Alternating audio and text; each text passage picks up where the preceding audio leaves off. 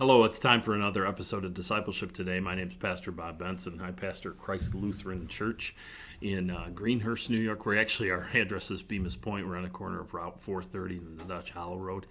And we've been in there working away for the last 10 years. Hard to believe that it's been 10 years already. But developing a church together, knitting people together in the life of Jesus Christ.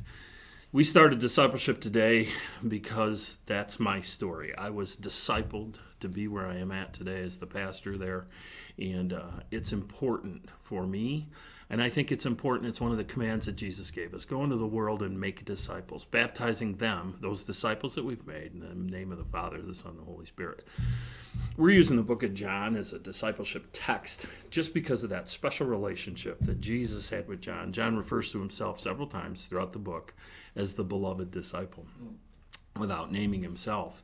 And that special relationship pours out on the pages. 80% of what John recorded in his gospel is different than the other three gospels.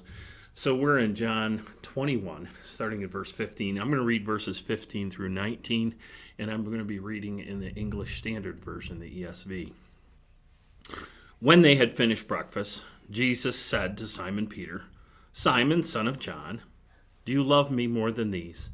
And he said, "Yes, Lord, you know that I love you." He said to him, "Feed my lambs."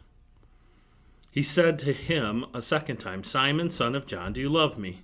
And he said to him, "Yes, Lord, you know that I love you." He said to him, "Tend my sheep." He said to him a third time, "Simon, son of John, do you love me?" Peter was grieved because he had said this to him a third time. "Do you love me?" And he said to him, "Lord, you know everything. You know that I love you." Jesus said to him, "Feed my sheep.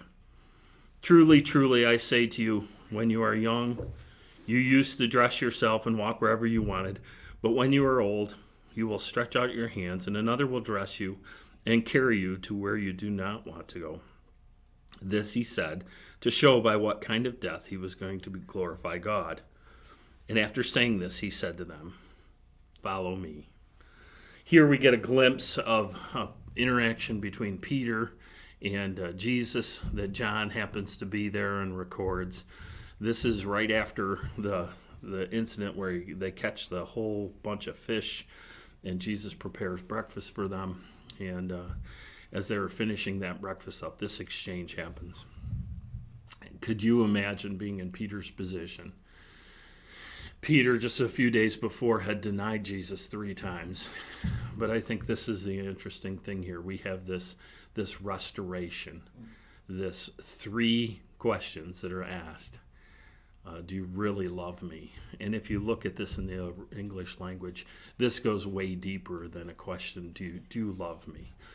He asks him, do you agape me? Do you have that self-sacrificial love for me?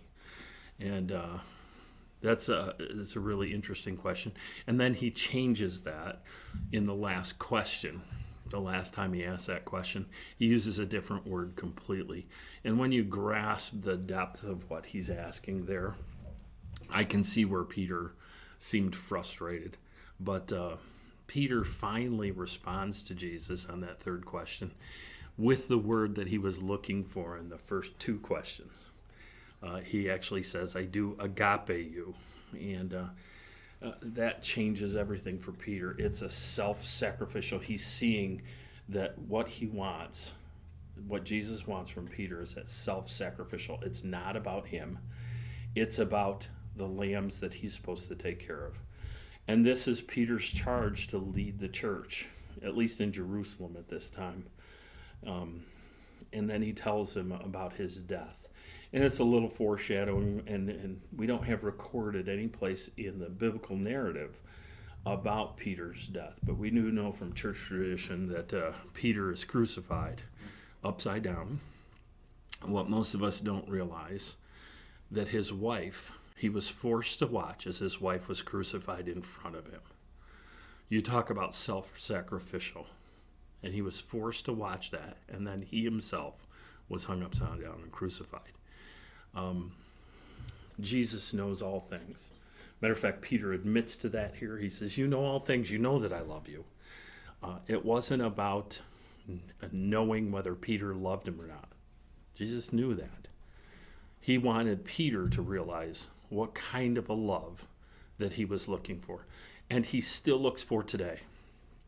He looks for you and I to have that kind of self-sacrificial love, that we would sacrifice of ourselves for the true good, the true shalom, the true absence of discord for another person. That's what he expects out of his disciples.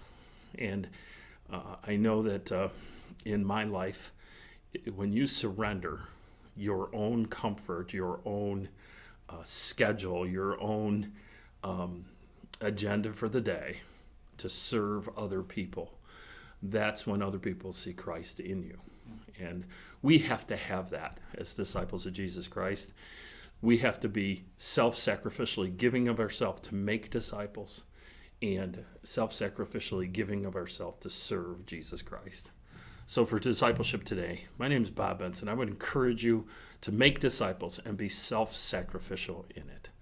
Thank you.